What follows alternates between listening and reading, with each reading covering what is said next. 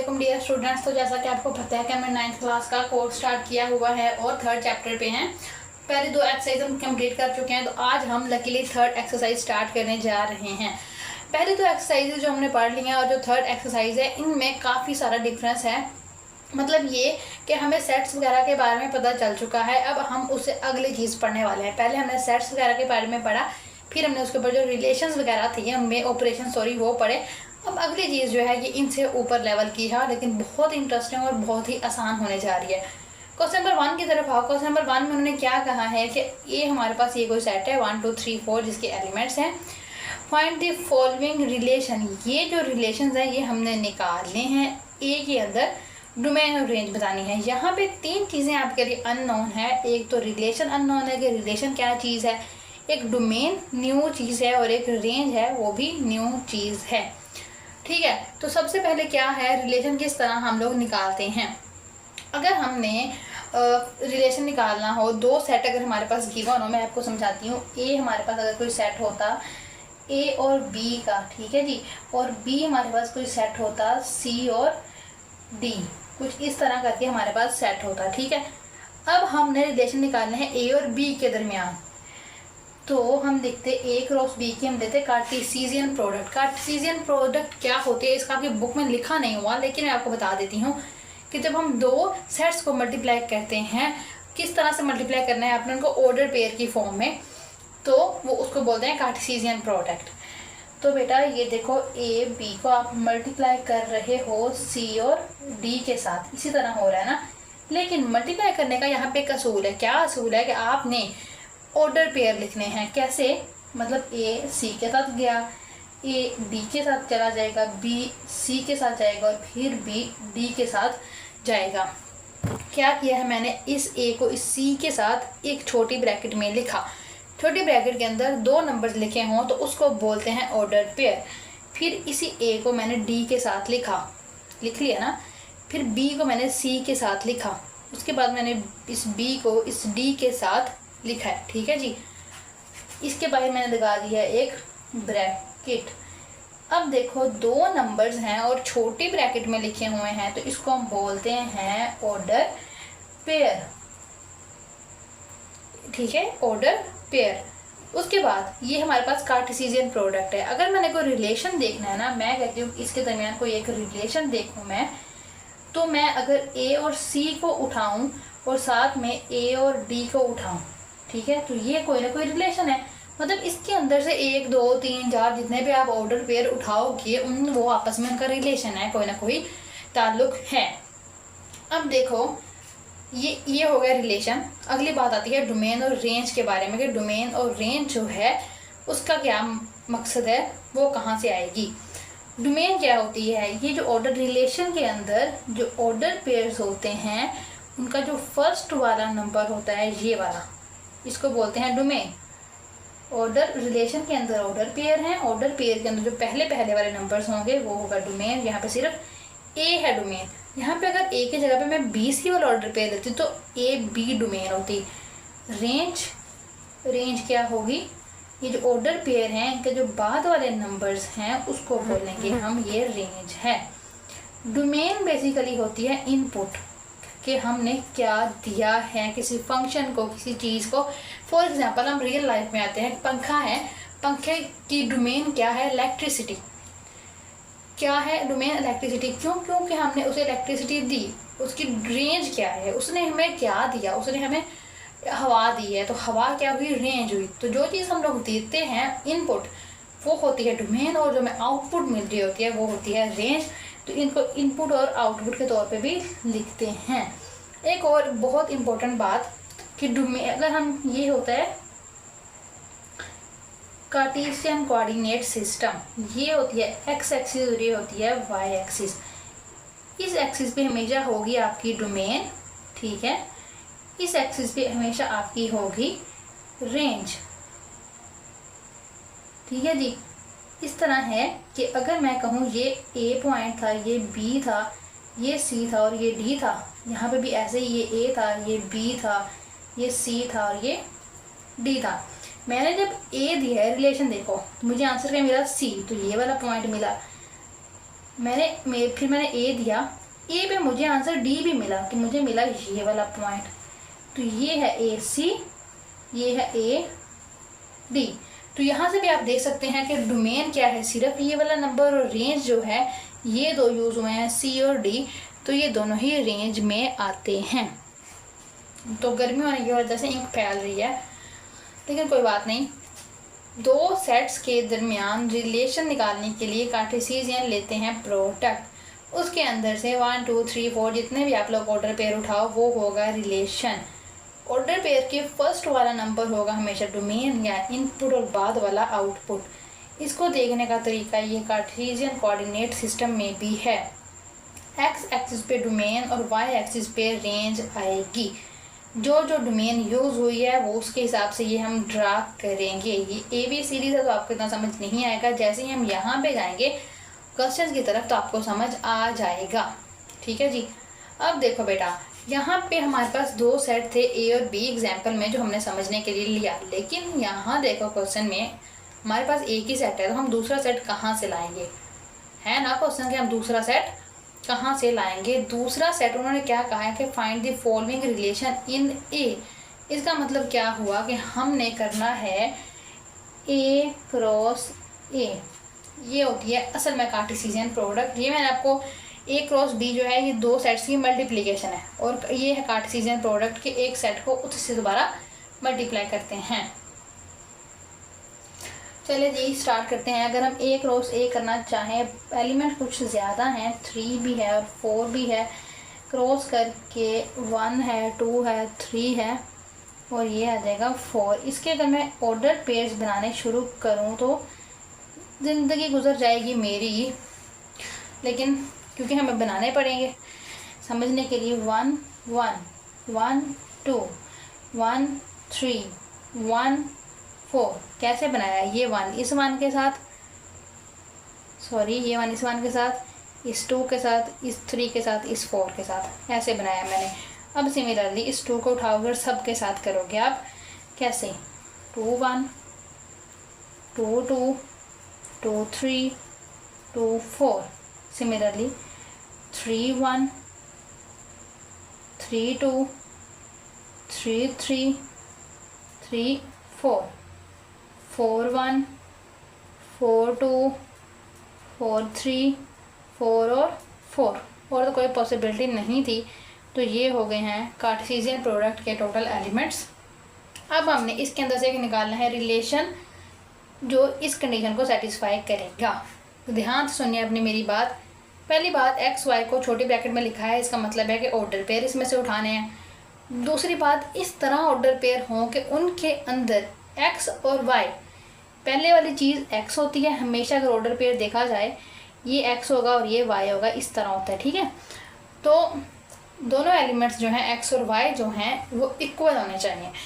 मैं रिलेशन देती हूँ, मैं आर उसको करती हूँ डिनोट, मैं एक रिलेशन उठाती हूँ 1 1 वाला। अब मतलब वो ऑर्डर पेयर उठाओ जिसके अंदर दोनों एलिमेंट सेम हो। तो एक ये वाला है, एक ये वाला है, एक ये वाला और एक ये वाला, इसके अलावा और कोई नहीं है। 1 1 2 2 3 3 एंड 4 4। पहला मैंने काम कर दिया, रिलेशन निकाल लिया। अब इसका डोमेन और रेंज बतानी है। मैंने आपको बताया जितने भी ऑर्डर पेयर आप लोगे उनका जो फर्स्ट वाला नंबर होंगे जितने भी नंबर वो सारे डोमेन में आएंगे, बताया ना मैंने आपको। तो इसकी डोमेन क्या आएगी बेटा जी, 1 2 3 4। कैसे आएगा ये, ऑर्डर पेयर के फर्स्ट वाले नंबर उठाने से। रेंज क्या होगी, बाद वाला नंबर तो भी 1 2 3 4 ही है यहाँ पे लकीली, तो यहाँ पे डोमेन और रेंज होते हैं इक्वल 1 2 3 और 4। तो आपने पेपर में एक कार्टेशियन कोऑर्डिनेट, ये तो आप मैंने यहाँ से आपको देखना सिखाई है ना, लेकिन क्या होता है असल में आपकी बुक में इस तरह के कार्टेशियन कोऑर्डिनेट से आपको बतानी है। आप बनाओगे एक कोऑर्डिनेट सिस्टम। कोऑर्डिनेट सिस्टम में ये होती है एक्स एक्सिस और ये होती है वाई। ठीक है, यहाँ पे हमारे पास डोमेन होती है नीचे और ऊपर होती है हमारे पास रेंज। ठीक है, हमने किस तरह से डोमेन रेंज निकालनी होती है, जो ऑर्डर पेयर होते हैं ना उसको यहाँ पर ड्रा करने का तरीका देखो जी। एक्स अच्छा पहले नंबरिंग कर लो, 1 2 3 4, जहाँ तक आपका दिल करता है, कोई पाबंदी नहीं होती इसमें, ठीक है। 1 2 3 और ये 4 तक ही मैं सिर्फ कर लेती हूँ। पहला ऑर्डर पेयर क्या कहता है, ये इनपुट है और ये आउटपुट है। यहाँ पे इनपुट और आउटपुट सेम है, ये इनपुट है और ये आउटपुट है, तो ये वाला पॉइंट है, ठीक है जी। तो ये हो गया 1 1। आगे देखो, ये इनपुट है, ये आउटपुट है, इनपुट है, ये आउटपुट है, कहाँ पे मिली है, यहाँ पे, तो ये 2 2। अंडरस्टैंड। आगे देखो, ये इनपुट है, ये आउटपुट है, या ये डोमेन है, ये रेंज है।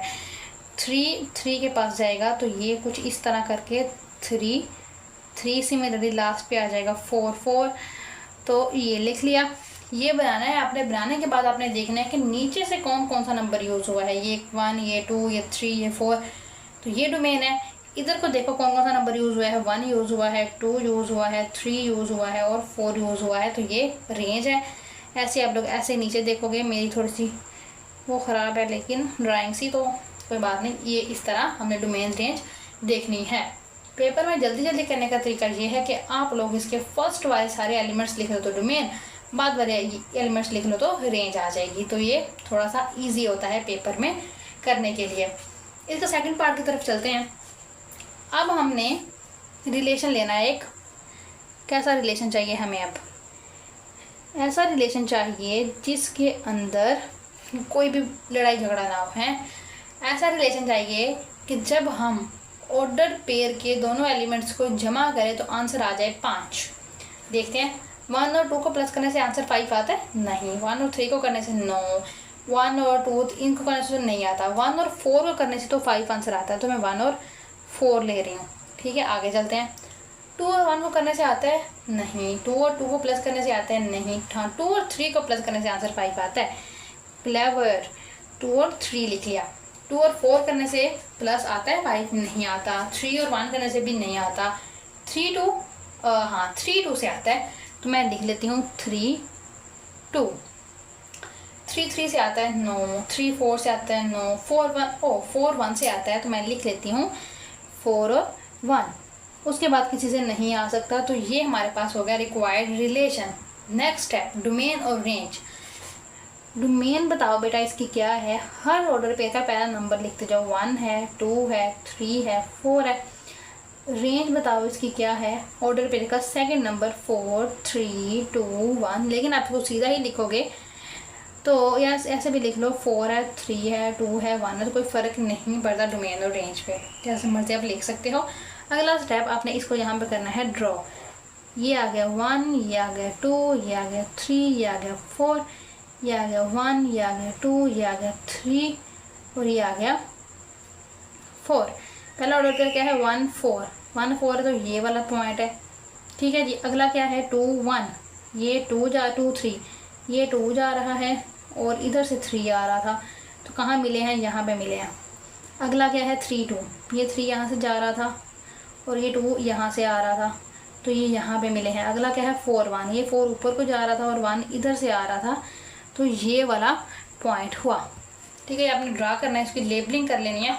मैं लेबलिंग करूँगी ना अगर, तो मेरे पास वो हो जाएगा, इसके ऊपर से कलर ख़राब हो जाता है, लेकिन चलो 3 2 और ये 4 और 1, तो ये आपने इस तरह कर लेना है। डोमेन लिखने के बाद उसे ड्रा भी कर देना है ताकि समझ आ जाए। आगे चलते हैं। जैसे हम आगे गए हमने देखा अभी हमारे पास ये 2 और करने वाले हैं इसी के पार्ट, तो मैं आप पे नहीं छोड़ रही, कोई भी आपको करवा रही हूँ क्योंकि थोड़ी सी न्यू चीज़ है तो आपको आनी चाहिए। ये साइड पे रख लेते हैं, क्यों? क्योंकि हमें रिलेशन निकालने में ये हेल्प देगा। इस पर हमने कार्टेशियन प्रोडक्ट ली है, तो बार बार तो नहीं लेंगे ना, इतना टाइम तो हमारे पास नहीं है। हम लोगों ने फास्टली काम करना है। चलो जी, रिलेशन लिखते हैं। हमें ऐसे ऑर्डर पेयर चाहिए कि जब हम उनको जमा करें तो आंसर 5 से छोटा आए। पहले हमने क्या लिया कि आंसर 5 आए, अब हम ले रहे हैं कि आंसर 5 से छोटा आना चाहिए। सबसे पहले देखते हैं हम यहाँ से 1 और 1 को लेंगे तो आंसर डेफिनेटली छोटा आएगा। 1 और 2 को लेंगे तो आंसर डेफिनेटली छोटा आएगा। 1 और 3 से भी आंसर छोटा आएगा। 1 4 नहीं ले सकते, 2 1 ले सकते हैं, ठीक है। 2 2 भी ले सकते हैं, 2 3 नहीं ले सकते, 2 4 नहीं ले सकते क्योंकि 2 और 4 को प्लस करने से आंसर 6 आ जाएगा। 3 1 ले सकते हैं, ठीक है। 3 2 नहीं ले सकते, 3 3 भी नहीं, 3 4 भी नहीं, 4 1 भी नहीं ले सकते और आगे तो फिर कोई भी नहीं ले सकते। तो ये मैंने यहाँ पे रख लिया, ये मेरा रिक्वायर्ड रिलेशन था, तो कोई भी इसमें टफ तो ना कुछ भी नहीं है। आगे देखते हैं इसके डोमेन के बारे में। डोमेन मैंने कहा कि हर ऑर्डर पेयर का पहला डिजिट 1 1 1, 3 दफ़ा 1 नहीं लिखोगे आप। क्यों नहीं लिखोगे 3 दफ़ा 1? क्योंकि रिपीट नहीं करना, एक ही दफ़ा लिख दिया बस बात, ठीक है। 1, ठीक है। 2 2 दफ़ा है तो आप एक ही दफ़ा लिखोगे। और ये वाला आ गया आपके पास 3, तो आपकी डोमेन है। रेंज देखते हैं क्या है। 1 मैंने 1 लिख लिया, 2 2 भी लिख दिया, 3 3 भी लिख लिया। ये 1 दोबारा लिखने की ज़रूरत नहीं है, 2 लिखने की ज़रूरत नहीं है और 1 लिखने की ज़रूरत नहीं है। इन क्वेश्चंस में क्या हो रहा है, लकीली हमारे पास डोमेन और रेंज एक जैसी आ रही है, लेकिन पेपर में ज़रूरी नहीं है कि एक जैसी आए। तो ये कोशिश नहीं करनी पेपर में कि एक ही जैसी आए। आगे हमें इस डोमेन रेंज को ड्रा करना है ऐसे 1 2 3 4 1 2 3 4 1 1 पे चलते हैं। 1 2 3 4 नंबरिंग तो की नहीं है मैंने, है 1 2 3 और 4। पहला 1 1, ये 1 ऊपर जा रहा था, एक 1 इधर से आ रहा था, तो ये हो गया 1 1 1 2, 1 तो ऊपर जा ही रहा था तो यहाँ से आ गया 2, तो 1 2 आ गया मेरे पास। ये एक जो बहुत इंपॉर्टेंट बात कि अगर मैं 1 2 ले रही हूँ ना, इसका मतलब ये है कि ये जो 1 पहले वाला है ना डोमेन वाला, वो एक्स एक्सिस पे है, नीचे है, और ये जो 2 है ये साइड पे है, ऊपर को है, वर्टिकल है। हॉरिजॉन्टल एक्स है और वर्टिकल वाई है, या हॉरिजॉन्टल डोमेन है और वर्टिकल रेंज है। मैं लिख देती हूँ, इधर को जाएंगे तो ये डोमेन की बात हो रही है और इधर को ऊपर को जाने से ये रेंज की बात हो रही है, ठीक है ना। तो ये चीज़ अपने मिक्स नहीं करनी, गड़बड़ नहीं करनी है आपने। 1 2 हो गया। 1 3 का मतलब है कि ऊपर जा रहे हैं, ऊपर जा रहे हैं, और यहाँ से 3 आकर मैं पकड़ ले तो हम लिखेंगे ये 1 3 है। 2 1 क्या है, 2 ऊपर जाएंगे, एक्स पे 2 लेंगे और ये 1, तो ये वाला पॉइंट 2 1 है। 2 1 2 2 पे चलते हैं तो ये 2 2 होगा, और अगर हम 3 1 पे चले तो ये वाला पॉइंट कुछ 3 1 होगा, ठीक है। तो ये हमारे पास डोमेन रेंज भी ड्रा हो गई है। इसका लास्ट पार्ट है। लास्ट पार्ट ये कहता है कि हमने एक ऐसा रिलेशन लेना है, इन्हीं में से हमने ऐसे ऑर्डर पेयर उठाने हैं कि अगर हम उनको प्लस करते हैं उसके एलिमेंट्स को, तो आंसर जो है वो आना चाहिए ग्रेटर देन 5 या 5 से बड़ा आना चाहिए। तो चलिए देखते हैं कि हम कौन सा ले सकते हैं रिलेशन। मैं लूँगी रिलेशन 1 1 नहीं ले सकते, 1 2 नहीं ले सकते, 1 4 भी नहीं ले सकते, 2 1 भी नहीं, 2 2 भी नहीं, 2 4 ले सकते हैं, तो लिहाजा 2 4 मैंने लिख लिया है। 3 1 भी नहीं ले सकते, 3 2 भी नहीं, हाँ 3 3 ले सकते हैं तो वो भी मैं लिख लेती हूँ। 3 4 ले सकते हैं, 4 2 ले सकते हैं, 4 3 और फिर 4 4 ले सकते हैं। नेक्स्ट चीज़ हमारे पास डोमेन क्या है, हर ऑर्डर पेयर का फर्स्ट वाला नंबर तो वो है 2 है, 3 है और 4 है। रेंज देखी जाए तो हर ऑर्डर पेयर का बाद वाला नंबर तो अभी 2 होगा, 3 होगा और 4 होगा। सिमिलरली आप जैसे पहले करते हैं वैसे आप ड्रा करेंगे। इधर आपकी एक्स एक्सिस पे आएगी डोमेन आएगी और ऊपर जो है आपकी आएगी रेंज।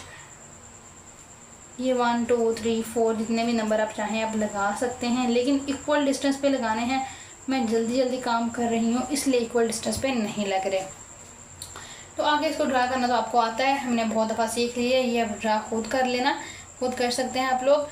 तो यहाँ पे हमारा क्वेश्चन नंबर 1 जो है वो कंप्लीट हो जाता है। तो ये टफ़ नहीं है, आपको लग रहा होगा टफ़, लेकिन ये बिल्कुल भी टफ़ नहीं है। थोड़ा सा समझ के करेंगे तो ये हो जाएगा, ठीक है। तो अब मिलते हैं अपनी नेक्स्ट वीडियो में, तब तक के लिए अल्लाह हाफिज़।